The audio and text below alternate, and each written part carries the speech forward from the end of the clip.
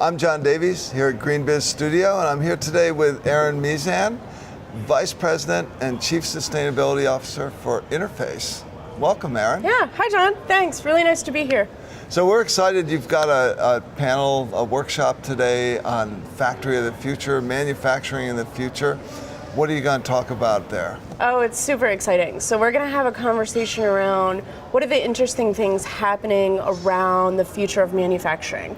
What are the technologies? How are we thinking about what manufacturing is going to look like 5, 10, 15 years from now? Super exciting stuff. We were just talking and you said factory as a forest. What does that mean? Yeah, so Interface has this really interesting pilot that we've been working on with the Biomimicry Institute. We call it Factory as a Forest. And it's the idea that we have for going beyond this zero footprint factory, which we've been focused on for the last 2 decades, to sort of asking ourselves, what would a positive factory look like? So our translation of that is looking at high-performing ecosystems and saying these things do things really right, really efficiently. They have positive environmental benefits. They benefit the occupants within it in a really positive way. So we've cooked up this pilot project, which is measuring high-performance ecosystems, looking at the services they provide, and then translating those into a set of building metrics that our factories could achieve.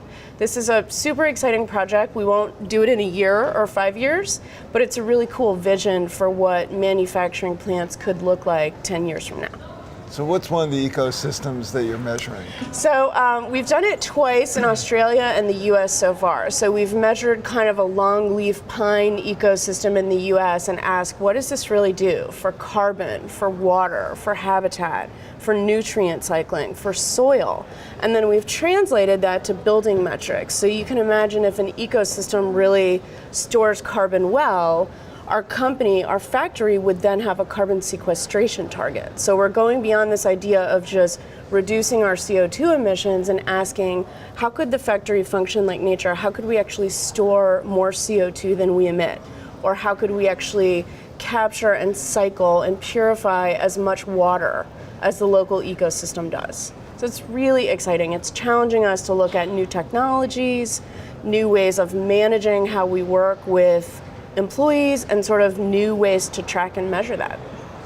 And how is that conversation with factory employees? Are you bringing in some of the lexicon of ecosystems to talk to them about manufacturing? Absolutely. I mean, we're kind of 20 years into a sustainability journey. So what's nice is we've built a great foundation of knowledge within our business about things like biomimicry and systems thinking and ecosystems function. And we had kind of been applying that to our manufacturing process. You know, no waste, closing the loop. So our employees sort of got that. But now we're saying, now we're going to apply that to the facility, the campus footprint, and the way in which you work in it.